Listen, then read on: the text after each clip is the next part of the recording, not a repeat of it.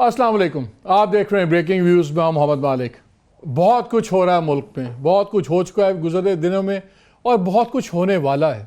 क्या है आज की तो लेटेस्ट खबर ये है जो इंडियन आर्मी चीफ ने एक नई धमकी लगा दी है। उन्होंने कहा पाकिस्तान को पाकिस्तान की ज़बान में जवाब देंगे, सिखाएंगे और रिल्यूट किया है। और उसी पे कंटिन्यूशन है जो पहले एक दिन पहले जो ख़त्म किया साइड लाइन से मुलाकात UN के अंदर पाकिस्तान के वज़ीर ख़ारजा और इंडिया के वज़ीर ख़ारजा में, और ऑन ट्रम्प टॉप एक्सक्यूज़ बड़े अजीब से पुरानी बातें उठा के कि जी वो टिकट्स निकालनी थी, पोस्टल स्टैम्प्स निकाले थे, जो इस गवर्नमेंट के आने से पहले 24 जुलाई की बात है, इलेक्शन से पहले की बात है। और जी एक बॉडी म्यूटिलेट की, वो भी एक अनसब्सटेंशिएटेड चार्ज है।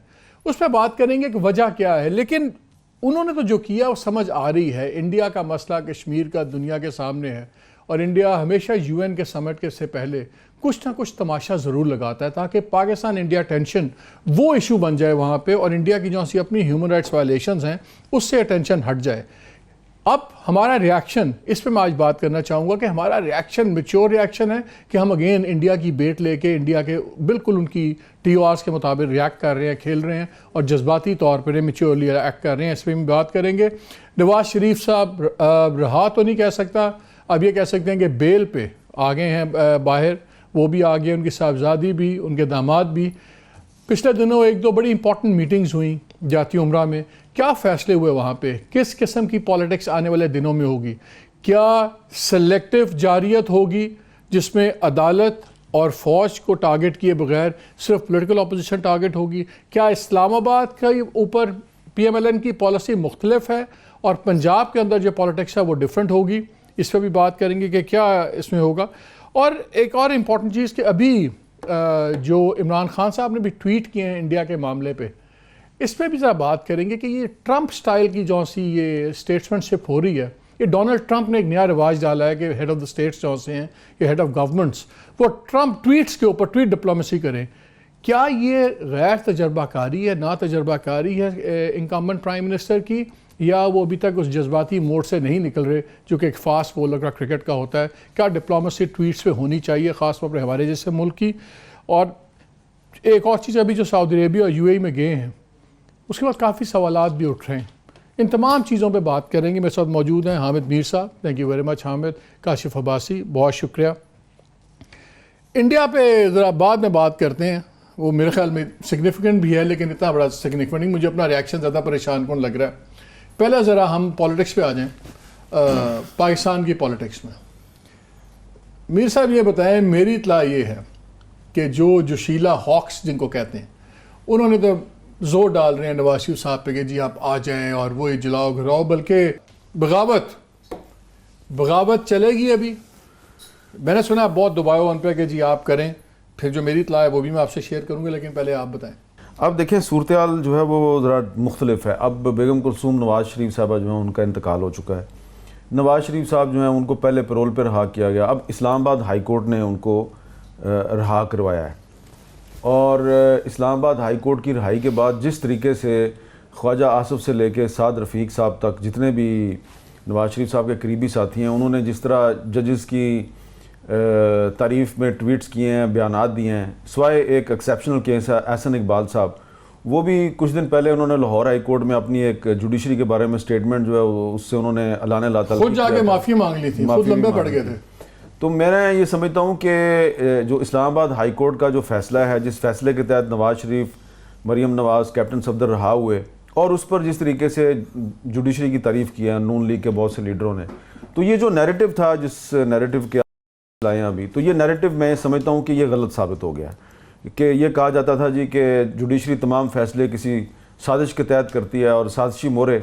अच्छा, फिर उससे पहले आपको याद होगा कि ख्वाजा आसिफ साहब जो एक क्लिप में नज़र भी आ रहे हैं नवाज़ शरीफ साहब के साथ, उनको इस्लामाबाद हाई कोर्ट ने डिस्क्वालीफाई किया था, तो सुप्रीम कोर्ट ने उनको रिस्टोर कर दिया। फिर वो इलेक्शन लड़ने की उनको इजाज़त मिली और वो इलेक्शन जीत गए हैं। तीसरी बात यह है कि 24 सितंबर को भी एक केस लग गया है और वो किसके ख़िलाफ़ है? Sitting prime minister Imran Khan साहब के ख़िलाफ़ है और वो जो है वो सीता वाइट की बेटी के हवाले से है।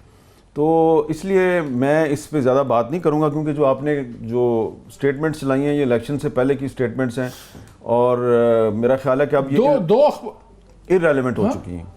जी, एक से इंफॉर्मेशन मिस्टर फवाद चौधरी साहब हमारे साथ लाइन पे हैं। अस्सलाम वालेकुम। सलामकुम जी। जी, नवाज शरीफ साहब बड़ी एग्रेसिव आने लगे हैं कैंपेन के साथ, आप लोग क्या तैयार हैं उसके लिए? अब आपका धरना राउंड 2 तो नहीं हो रहा, नवाज शरीफ साहब करें? आएंगे, ये तो हर पार्टी की अपनी एक पॉलिटिकल हक है कि अपनी एक स्ट्रेटजी बनाएं और उस पर अमल करें। नवाज शरीफ साहब को भी उतना ही हक है अपनी पॉलिटिकल कैंपेन बनाने का जितना पीटीआई को हक है अपनी पॉलिटिकल कैंपेन बनाने का।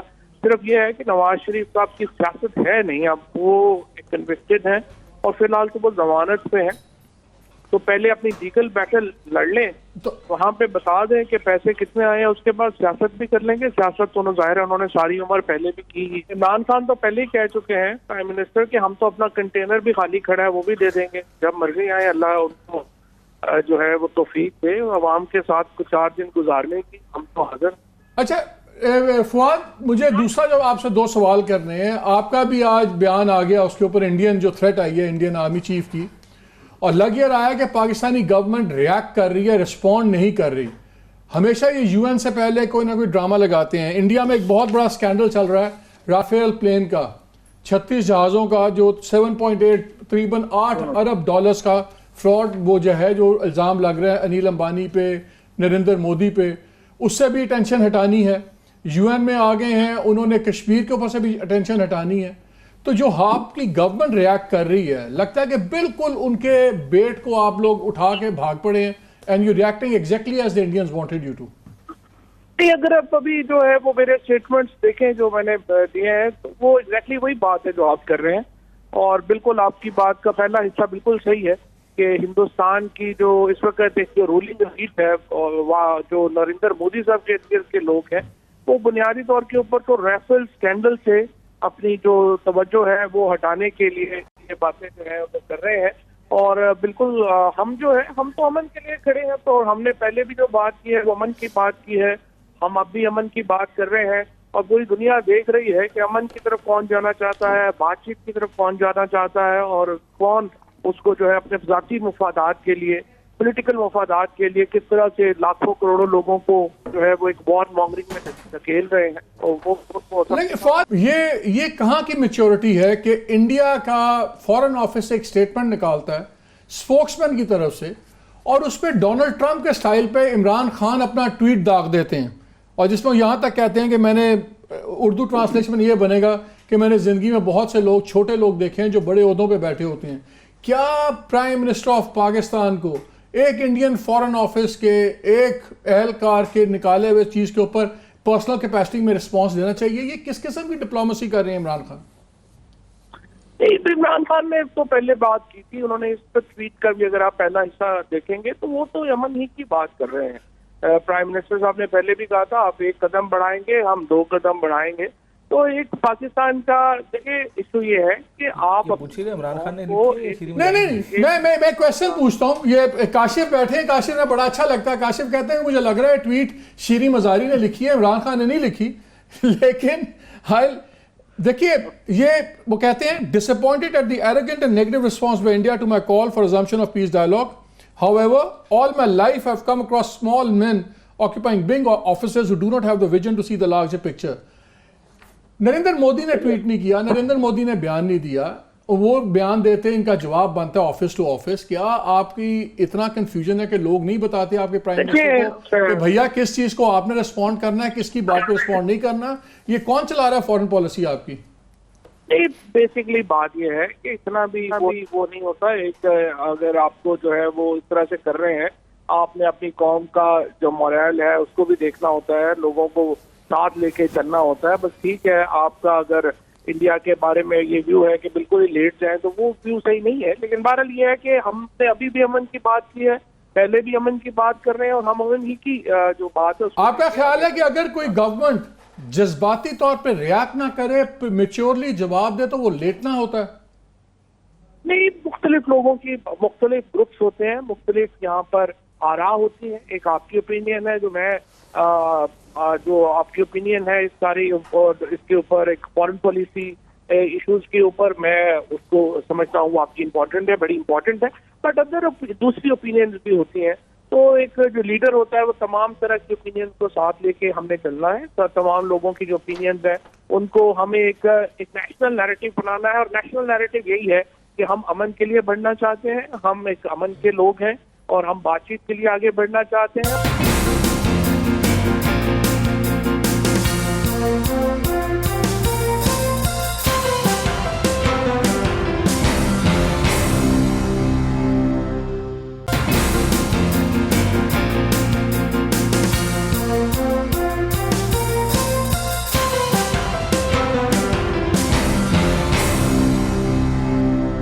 वन लास्ट क्वेश्चन फॉर ये जो ट्वीट हुआ था, ये इमरान खान ऑफिशियल, जो इमरान खान पीटीआई वाला चल रहा है, हम किसकी ट्वीट अब ऑफिशियल माने? इमरान खान पीटीआई के इमरान खान पीएम व्हाट? ये वही है, क्योंकि इसके ऊपर बहुत बड़ा एक आपको मालूम है 7 मिलियन लोग जो हैं वो फॉलो कर रहे हैं। तो हु इज मैनेजिंग इट? आप ये कह रहे हैं कि प्राइम मिनिस्टर इमरान खान का ट्वीट जो है वो पार्टी मैनेज कर रही है? ये प्राइम मिनिस्टर साहब का जो ट्विटर अकाउंट है वो तो जाहिर है कि प्राइम मिनिस्टर साहब ही मैनेज करेंगे ना, वो तो उनका पर्सनल है। और जो तो ये प्राइम मिनिस्टर ने पर्सनल किया है, ये प्राइम मिनिस्टर ने खुद लिख के खुद अपना ट्वीट किया है। जो भी ट्वीट प्राइम मिनिस्टर के अकाउंट से होगा, जाहिर है कि जो प्राइम मिनिस्टर का अकाउंट है वो इशू नहीं है। लेकिन मैं तो नहीं इशू है फवाद, इशू है। बनाने जब जब prime minister of Pakistan tweet करता है तो इशू है कि वो पार्टी का ट्वीट है, उनका ट्वीट है, पर्सनल ट्वीट है।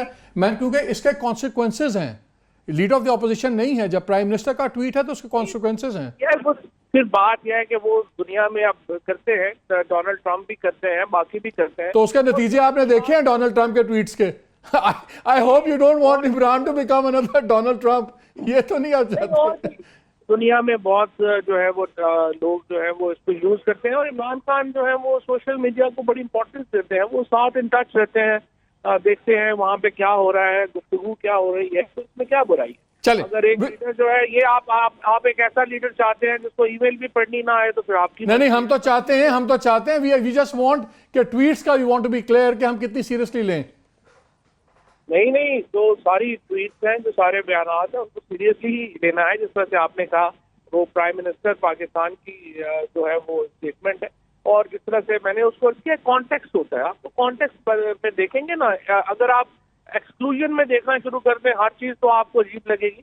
लेकिन एक कल से परसों से आप देखें, जब से इमरान खान वज़ीर-ए-आज़म बने हैं, हमने अमन की बात की है, हमने अमन की लाइन ली है, और ये जो सारा कुछ हुआ है ये भी कल इंडिया, आप बजाय इसके इंडिया में जो सब कुछ किया है, आप इंडिया का जो हकीकत है वो बयान करें। आप खुद अपनी गवर्नमेंट के ऊपर तनकीद के निस्तर बरसाना शुरू हो गए हैं।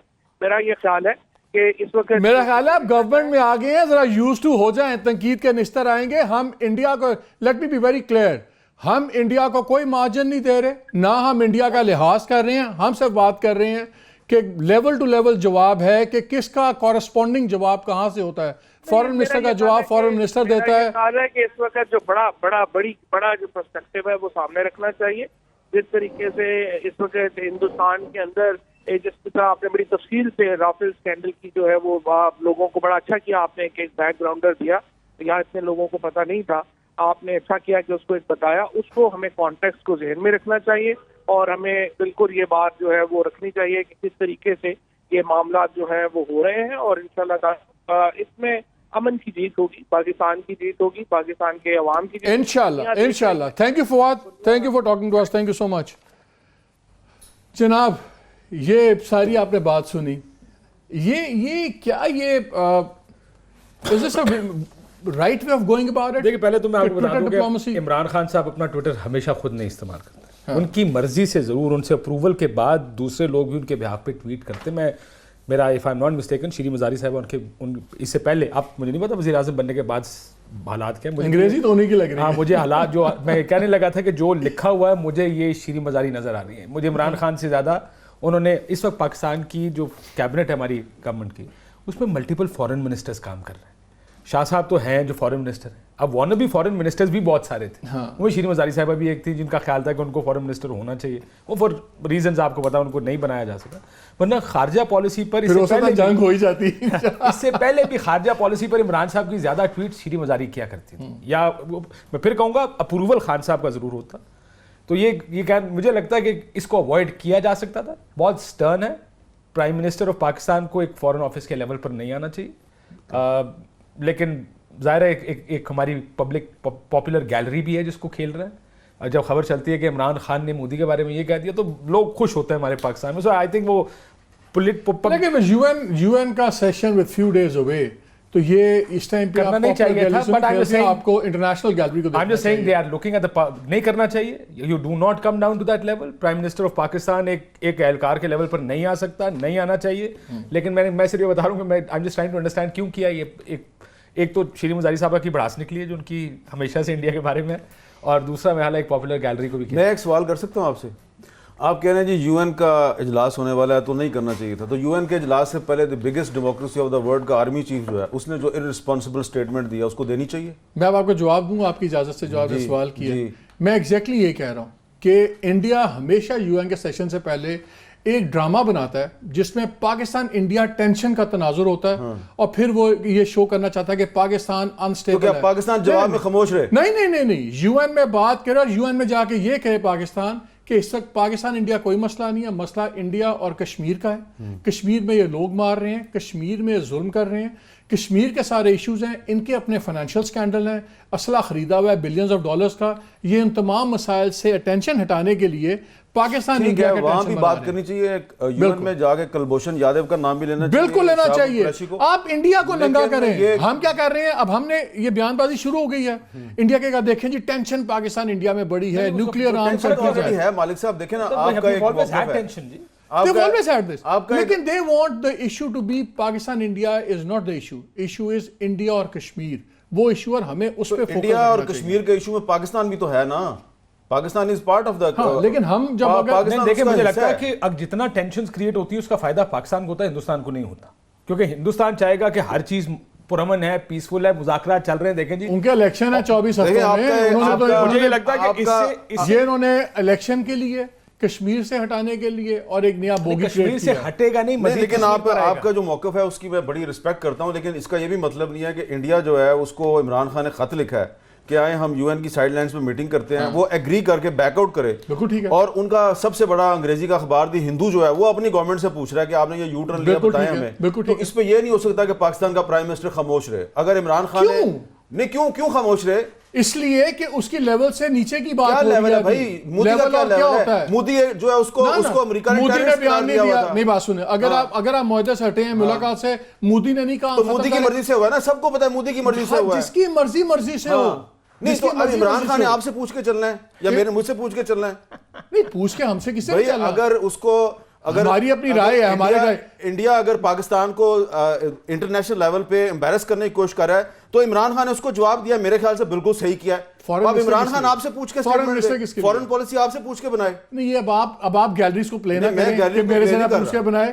अगर इस तरह बनानी है तो पूछ ले, बेहतर है, शायद बेहतर एडवाइस है। आप ये क्यों नहीं कह रहे कि इंडिया का जो आर्मी चीफ है उसने एक इररिस्पॉन्सिबल स्टेटमेंट दी? बिल्कुल नहीं देनी चाहिए। यही तो हम कह रहे हैं।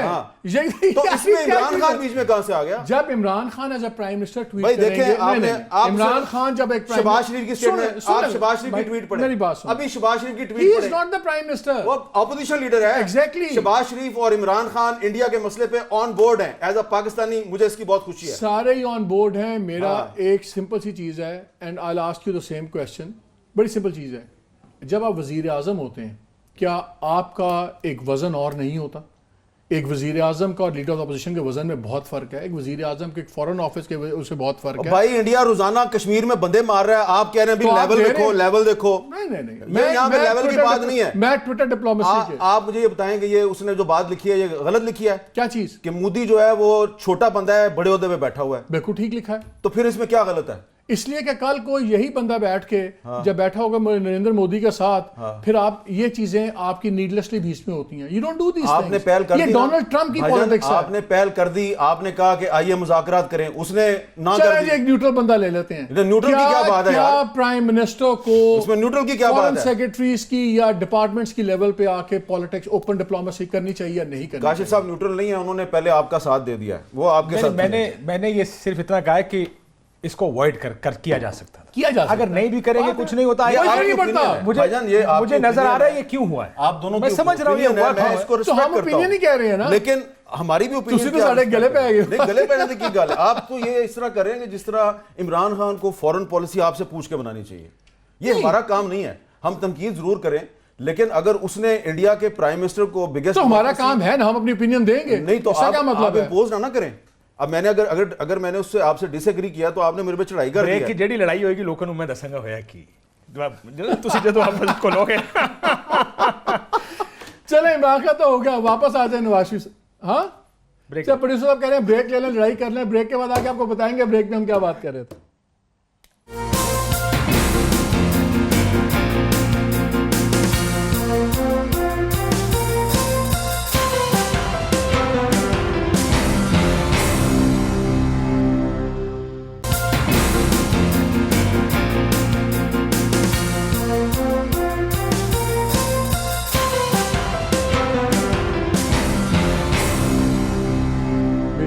भिजवाएं जी। Welcome back to the break. Break में बता दूं साफ, हमने क्या हामिद मीर साहब से बड़ी बहस हुई। हमने कहा एक इस्लाम के खिलाफ सहूनियत की साजिश हुई है, दूसरी मेरी और काशी के खिलाफ मीर साहब ने साजिश की है। नहीं यार, ऐसी कोई बात नहीं। मैं आपकी ओपिनियन की रिस्पेक्ट करता हूं, लेकिन मैंने अपने भी जज्बात का इजहार किया। अगर आपको मेरी कोई बात बुरी लगी है तो मैं आपके जज्बात सर आंखों भी हम आपके जज्बात कैसे आपसे मैं इमरान खान साहब की जो ट्वीट है मैं 100% इत्तेफाक करता हूं, उसने दिल खुश कर दिया। चले ठीक है, आज साडा भी करता, मान लो हमारा साडा भी दिल खुश करता। और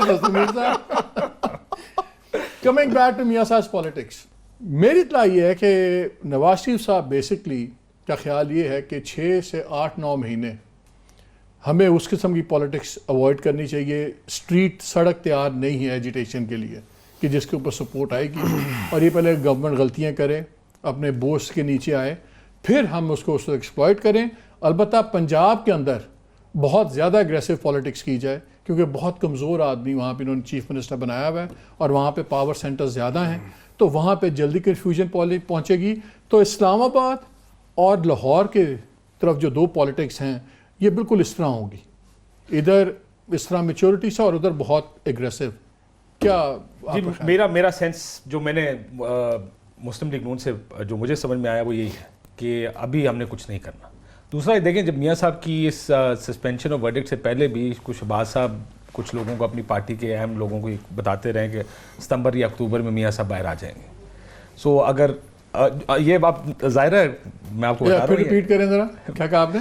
कि शहबाज शरीफ साहब ने अपनी पार्टी के चंद अहम लोगों को ये कहा कि सितंबर अक्टूबर में मियां साहब बाहर आ जाएंगे। सो अगर पहले से ये, तो मुझे लगता है कि ये भी कहीं ना कहीं होगा कि थोड़ा सा सुकून भी करना पड़ेगा मियां साहब, और ये पार्टी का फैसला भी है। देखें, एजिटेशन उस वक्त होनी थी कि मियां साहब अंदर बैठे हैं, ज़ाहिर है पार्टी। एक इंटरेस्टिंग बात की है, क्योंकि जो दूसरी बात मैं करने लगा था वो ये थी कि मियां साहब अभी आने वाले दिनों में, मेरी इत्तला ये है कि अदलिया और फौज इनको नहीं रगड़ेंगे और इमरान खान को और इनकी गवर्नमेंट्स को, पॉलिटिकल अपोनेंट्स को रगड़ेंगे। अगर आपकी बात हो, इस बात को ऊपर जो बिठाऊं तो थोड़ा सा ज़रा इट मेक्स सेंस, कुछ makes sense and makes a sense of alarm also. देखिए, जिस तरीके से नैब ने एक केस लड़ा है इस्लामाबाद हाई कोर्ट में, उससे भी काफ़ी चीज़ें इस वैसे एक सेंस तो मिलती है कि तैयारी के बगैर जवाबों के, नहीं सर हमें नहीं पता, गूगल कर लें टाइप जिस तरह के जवाब आए थे इस्लामाबाद हाई कोर्ट में। इसका मतलब नैब भी कुछ ज़्यादा इंटरेस्टेड नहीं थी इस केस को लड़ने में। लेकिन एक तो हो गया कि वो मियां साहब का प्रेशर ज़्यादा नहीं होगा, और दूसरा सेंस ये है इस टाइम तमाम अपोजिशन की, ये पीपल्स पार्टी भी यही सोच रही है, और मुस्लिम लीग नून, मुझे क्योंकि किसी ने ये कहा, वो ये कहते हैं कि ये लोग गलतियाँ कर रहे हैं और ये मज़ीद गलतियाँ करेंगे, ये अपने बोझ में दब जाएंगे। तो उनका ये ख्याल है कि 8-10 महीने दें, इनसे वही पीटीआई की गवर्नमेंट गलतियाँ करेगी, उसके बाद हम अपोजिशन है, इस पर अपोजिशन करेंगे। तो मेरा उनसे, जब मैं किसी दोस्त से बात कर रहा था इस इशू पर, मैं कहा इमरान खान साहब के पास 2 रास्ते अब निकलते हैं। या तो वो वाकई अगर परफॉर्म ना किया तो नीचे जाएंगे, अगर वो उधर चले गए तो मैं कहा वो फिर बाकी सारों की पॉलिटिक्स को बहुत बड़ा डेंट पड़ेगा। लेकिन इस वक्त की कम से कम सेंस यही है कि कुछ नहीं होगा। हमें एक व्यू पॉइंट ये है PMLN के अंदर कि एक आपको मोमेंटम मिला इस रिहाई से, अगर आपने इस मोमेंटम को छोड़ दिया और इस पे ना बिल्ड किया तो किस चीज़ के खिलाफ करेंगे? नहीं, मैं वही बात कर रहा कोई हूँ। और issue उधर होता से ना सड़क अगर पे उधर से इमरान की गवर्नमेंट ने थोड़ा सा ज़्यादा बेहतर परफॉर्म करना शुरू किया तो फिर आपकी सियासत को बहुत बड़ा डेंट पड़ जाएगा। मालिक साहब, मेरी पिछले हफ्ते नवाज शरीफ साहब से भी मुलाकात हुई। उस मुलाकात में सियासत पे कोई बात नहीं हुई, बहुत मामूली बात हुई सियासत पे। ज़ाहिर बात है, फातह खानी हो रही थी, लंबी गुफ्तगू हुई लेकिन सियासत पे कम बात हुई। लेकिन जो उनके इर्द गिर्द लोग थे, जो लोग आप कह सकते हैं कि इस वक्त उनके हल्का अहबाब में नहीं बल्कि मुशावरत में शामिल हैं, उसमें दोनों तरह के लोग हैं। वहाँ पे ख्वाजा आसिफ साहब भी थे, साथ ही साथ वहाँ पे परवेज़ रशीद साहब भी थे। अलबत्ता जो शहबाज शरीफ साहब के साथ जो मेरी एक बहुत तफसीलन बात हुई, लंबी, जिस पर सियासत में भी बात हुई, तो ये मेरा ख्याल है कि अच्छी बात है कि अगर शहबाज शरीफ साहब का जो नैरेटिव था पहले कि आप इमरान खान को ज़रूर अपोज करें, उस पर तनकीद करें, लेकिन सिक्योरिटी इस्टेब्लिशमेंट पे और जुडिशरी की तरफ आप ना जाएं, तो उनका जो मौक़िफ़ है वो मेरा ख्याल है प्रिवेल कर रहा है आहिस्ता आहिस्ता। लेकिन दूसरी तरफ अगर आप ये समझते हैं कि शहबाज शरीफ साहब जो हैं वो अब उसी अपने मौक़िफ़ पे कायम रहेंगे जो इलेक्शन से पहले जो उनका मौक़िफ़ था, तो मेरा ख्याल है ऐसी बात नहीं है। उसकी एक वजह है, उसकी वजह यह है कि जो मुलाकात हुई आसिफ जरदारी साहब की और बिलावल की नवाज शरीफ के साथ, और उसमें शहबाज शरीफ भी मौजूद थे और वहाँ मरियम भी मौजूद थी, तो उस मुलाकात में जो थोड़ी बहुत गुफ्तगू हुई और उसके बाद कुछ जो इनडायरेक्ट कॉन्टैक्ट्स इस्टेब्लिश हुए हैं, तो एक बहुत आप ये समझ लें कि 90 डिग्री की तब्दीली आएगी पीपल्स पार्टी की पॉलिसी में भी, और उसका जो है ज़ाहिर बात है नवाज शरीफ साहब जो है वो फ़ायदा भी उठाने की कोशिश करेंगे, पीपल्स पार्टी भी फ़ायदा उठाने की कोशिश करेगी। तो आने वाले दिनों में मैं समझता हूँ कि इमरान खान साहब के लिए बहुत मुश्किल वक्त शुरू होने वाला है, क्योंकि अगर उन्होंने अपने जो एलाइज़ हैं उनको अपने साथ ना रखा और वो उनके साथ मामलात उनके सही ना चल सके, तो दूसरी तरफ जो अपोजिशन है वो नंबर जो है आपको पता है बहुत थोड़ा सा फ़र्क है, 5-6 वोटों का फ़र्क है। तो पीपल्स पार्टी जो अभी तक उसकी पॉलिसी की वजह से इमरान खान साहब सोल बेनिफिशरी थे और उनको ऐसा लग रहा था कि सोलो फ्लाइट मिल रही है और कोई उनके रास्ते में कोई रुकावट नहीं है, तो पीपल्स पार्टी ने जो अब एक पॉलिसी अपनी चेंज किया है जिसके आहिस्ता आहिस्ता आपको कुछ इंडिकेशंस भी मिलनी शुरू हो जाएंगी, तो मेरा ख्याल है उसका इमरान खान साहब को काफ़ी नुकसान होगा और नवाज शरीफ साहब को फ़ायदा होगा। काशिफ, ये कुछ सरप्राइजिंग बात नहीं है कि पीपल्स पार्टी की मजबूरी बनता जा रहा है PMLN के साथ चलना, क्योंकि जैसे जैसे केस बढ़ रहा है मनी लॉन्ड्रिंग वाला, वो उस तरह उनको एक अपना पॉलिटिकल डिफेंस चाहिए। तो ये तो कोई सरप्राइजिंग बात नहीं है। उसका मियाँ साहब के हालात से ज़्यादा जरदारी साहब की अपनी ज़ाती हालात से ताल्लुक़ है, तो वो तो होगा। लेकिन अगर वो केस अपने लॉजिकल कंक्लूजन के करीब जाता नज़र आता है, तो क्या उस वक्त इनकी इतनी पोजीशन रह जाएगी मॉरल अथॉरिटी या पॉलिटिकल मसल कि वो कोई कुछ कर सकें? एक तो ये केस अब $1.5 से $2 अरब में चला गया जस्ट एग्जैक्टली। और ये पैसे जो हैं ये फंड्स में इस्तेमाल हुए हैं। आपको पता दुबई में लोग ऐसे थे जिनके ज़रिए ये सारा काम हुआ और बड़ा सीधा केस है। लेकिन मुझे फिर भी लगता है, देखें आप आसिफ जरदारी साहब को देखकर पीपल्स पार्टी की पॉलिटिक्स है, मुझे लगता है बिलावल साहब भी काफ़ी की एक्टर हैं इस सारी गेम में। पॉलिटिकली पीपल्स पार्टी को फ़ायदा उस तरह नहीं है, अगर मुस्लिम अनलेस उनके केसेस का उनको एडवांटेज चाहिए, उनको मुस्लिम लीग नून के साथ जाने का फ़ायदा कोई नहीं, क्योंकि जितना इमरान खान को नुकसान होता है उतना फ़ायदा मियाँ नवाज शरीफ साहब को होता है, क्योंकि हुकूमत जिसने भी बनानी है उसे पंजाब में अगर मियाँ साहब सीटें ले जाएं और पंजाब में पीपल्स पार्टी नॉन एग्जिस्टेंट है, सो पॉलिटिकली तो वो उसको उनको जाना नहीं चाहिए। लेकिन अब ये केस FIA वाला किस तरफ जाता है, आई थिंक इसके ऊपर बहुत सारा डिपेंड। चले भी जाते हैं, क्या होगा? या इस मुल्क में कोई इलेक्शंस तो नहीं होने, कुछ नहीं होने, क्या स्ट्रीट एजिटेशन ये मिलकर कर सकते हैं? कोई पहले इमरान खान तो आए थे धांधली के इशू पर, ठीक है, यहाँ पर मसला ये धांधली थी, उन्होंने कमीशन बना दिया। हाँ। अब जब ज़ाहिर कमीशन अपना काम करेगा, किस चीज पे आएंगे कि हमारा दिल कर रहा है हम इस्लामाबाद आगे बैठ जाए, इस तरह तो नहीं आगे बैठ सकते, कोई इशू होता है कोई और हमें ऐसा है। और दूसरा क्राउड पुल, दोनों सियासी जमातों के पास इस्लामाबाद में क्राउड पुल नहीं है। इमरान खान जब यहाँ पे आपको याद होगा धरना करते, खासकर वीकेंड के ऊपर तो यहाँ पे मेला लगा होता था, पार्टी चल रही होती थी, लोग वैसे ही आगे बैठ, मैं बड़ी गाड़ियां आगे पार्क होनी, लोगों ने जाना धरने में बैठना और वहां से रात को उठ के घर चले जाना। ये लोग बंदे, इनका दूसरा बड़ा चैलेंज ये होगा कि अगर हम कुछ करना भी चाहें, बंदे कहाँ से इकट्ठे करेंगे? ये जो 3 महीने हैं, 1 महीना गुजर गया, अगले 2 महीने, इतना इमरान खान साहब मत समझें 1 साल है उनके पास, सिर्फ 3 महीने। आप कहते हैं 3 महीने, आप कहते हो मैक्सिमम 1 साल है। 3 महीने के अंदर इमरान खान ने अपनी पॉलिसी वाजे करनी है, उसने क्या करना है 3 महीने के अंदर, अपने 2-3 जो मेन एलाइज हैं उनको सेटिस्फाई करना है। अगर उन एलाइज को सेटिस्फाई नहीं करेंगे वो गए। आप अपना पहला प्रोग्राम निकालें इलेक्शन के बाद, यहीं बैठ के मैंने कहा था मुझे इलेक्शन, अर्ली इलेक्शन नजर आ रहे हैं, क्योंकि इतना अनस्टेबल सिस्टम और सेटअप है, ये ज़्यादा अरसा चल नहीं पाएगा। क्योंकि यही होगा, मेगल साहब कहेंगे मेरा काम किधर है, जीडीए कहेगी मेरी वजारतें हैं, एमकेएम अपना प्रेशर डालेगी। तो इमरान खान साहब अपनी 3 महीने की बात करें, 3 महीने कहें, 6 महीने में जो कर सकते हैं वो करने के बाद कहेंगे देखें मुझे चलने नहीं दे रहे, और ये इलेक्शन में।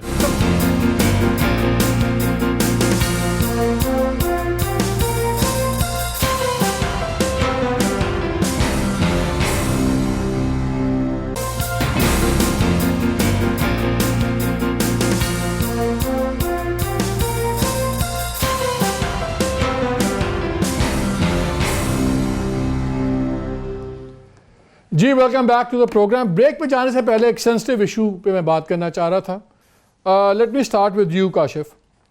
ये जो इशू बना है, इमरान खान ने कहा है, मैं तो इसको 200% सपोर्ट करता हूँ कि जो बच्चा पाकिस्तान में पैदा हुआ हो उसको शहरियत मिलनी चाहिए। इस पे अगर एतराज़ होता है कि छठा निकात की खिलाफ वर्जी हो रही है, 5 इंसानियत की, सही बात की है प्राइम मिनिस्टर, इंसानियत की बात है, ह्यूमन राइट्स की बात है, और अपनी नेशनल, हमारे तो लोग अपनी बात ले जाते हैं बेगमात को कि अमेरिका पैदा कर लो बच्चा फलानी का, ताकि नेशनलिटी मिल जाए। इस पे क्यों, क्या होना चाहिए? अगर आज आप खोल देना इस बात को कि कोई अगर जिसने भी बच्चा पैदा करना है अमेरिका या कनाडा जाके, जहाँ बाय बर्थ अगर आपकी पैदाइश उस मुल्क की है तो आपको उसकी नेशनलिटी फौरन मिल जाएगी ना। 70% पाकिस्तान जाके अमेरिका और कनाडा में बच्चे पैदा करें तो मुझे पकड़ लीजिएगा आप बेशक। मसला ये कि देखें वो लोग जो पिछले 20-30 साल से पाकिस्तान में है, 40 साल से पाकिस्तान में जो पैदा यहाँ पे हुए हैं, इस जगह पले बड़े हैं, कुछ तो ख्याल करें उन लोगों का भी। हम अपनी सियासत से बाहर नहीं निकलते। लोगों को भैया सिंध वालों का मसला ये है, और जी बाहर से आगे तो हमारी जो सिंधी मेजॉरिटी है वो खत्म हो जाएगी, इनका ख्याल है कि हमारी चेंज हो जाएगी। आप लंदन जाके देखें, आप न्यूयॉर्क जाके देखें, वो उनकी डेमोग्राफी नहीं चेंज होती। पाकिस्तानी हर टैक्सी ड्राइवर आपको पाकिस्तानी मिलता है, पाकिस्तानी ओरिजिन का बंदा लंदन का मेयर, पाकिस्तानी ओरिजिन का बंदा उनका होम मिनिस्टर, वो तो खतरे में नहीं पड़ा। आपने कितनी दफा लंदन में मीर साहब जाके टैक्सी में बैठे और वो पाकिस्तानी टैक्सी चला रहे होते हैं। न्यूयॉर्क में ऐसा है, आप दुनिया के किसी मुल्क में चले जाएं, आपको हर जगह कहीं ना कहीं पाकिस्तानी। हमारे यहाँ से लोग भागकर लाखों रुपए देकर बाहर जाते हैं, किसी तरह हम छुप जाएं, हम गायब हो जाए, वहां नेशनलिटी मिल जाए किसी तरह हमें, हम फॉरेन नेशनल, यूरोपियन नेशनल बन जाए। हमारे यहाँ पर थोड़ा सी इंसानियत की बात कर रहा हूँ। माँ बाप चूज कर सकते हैं कौन से मुल्क में रहना, कहाँ पे जाना। बच्चा तो अपनी प्लेस ऑफ बर्थ चूज नहीं करता, इसलिए उसका कॉन्सेप्ट होता है कि जो बच्चा आता है दुनिया में, जिस मुल्क में पैदा हो, उसका हक है वहाँ की शहरियत। आपके ख्याल में क्या ये होनी चाहिए? देखिए, आपने मालिक साहब 2 दफ़ा कहा ये बहुत सेंसिटिव इशू है। हाँ। तो ये बहुत सेंसिटिव इशू है। मैं जो पाकिस्तान में जो अफ़गान मुहाजिरीन हैं, मैं उनकी बड़ी इज़्ज़त करता हूँ। वैसे भी मैं अफ़गानों का इसलिए मैं बहुत ज़्यादा उनकी इज़्ज़त करता हूँ कि हज़रत दाता अली हजवेरी साहब जो है गज़नी से आए थे, तो उन्होंने आके हम सबको मुसलमान किया, तो वैसे ही अफ़गानों के हम एहसानमंद हैं। लेकिन अगर इमरान खान साहब ये समझते हैं कि पाकिस्तान में पैदा होने वाले जो अफ़गान मुहाजिरीन हैं उनको नेशनलिटी देनी चाहिए, तो फिर वो उनके साथ एग्रीमेंट ना करते, रिटर्न एग्रीमेंट ना करते। अगर आपने उनको देनी है नेशनलिटी, आप पहले उनसे मुज़ाकरात करते, उनको ऑन बोर्ड लेते, असम्बली में डिबेट करते। ये जो सारी बातें आपने की हैं बिल्कुल वैलिड बातें की हैं जो काशिफ साहब कर रहे हैं, थोड़े से डिसएग्रीमेंट के साथ मैं इनसे इत्तेफाक करता हूँ। मेरा थोड़ा सा डिसएग्रीमेंट यह है कि आपने जो मिसाल दी है कि हम जो टैक्सी चलाते हैं हमारे पाकिस्तानी भाई यूके में या यूएसए में, तो आप ये भी तो देखें ना उनके साथ वहाँ पे वो क्या करते हैं। वो इस्लामोफोबिया जो है वो यूके में उस पर सईदा वारसी, उनके राइट्स, वो लीगल राइट्स पूरे हैं। मेरा सवाल ये है, लेकिन इमरान खान ने जो कॉन्ट्रैक्ट किया, देखिए इमरान खान ने जो कॉन्ट्रैक्ट, मैं अपनी बात मुख्तसर कर देता हूँ। मुख्तसरन मेरी बात यह है कि अगर आप ये समझते हैं कि अफगान मुहाजिरीन को नेशनलिटी देनी है, तो आप अख्तर मेंगल साहब को अनाउंसमेंट करने से पहले आप उनको और उनकी पार्टी के लोगों को एतमाद में लेते। बिल्कुल सही। मेरा सवाल है, असेंबली में मेरा सवाल ये है कि बिल्कुल मैं आपसे एग्री करता हूं, मुहाजिरीन को वापस जाना चाहिए। जो बच्चा यहाँ पे पैदा हुआ है वो मुहाजिर कैसे है?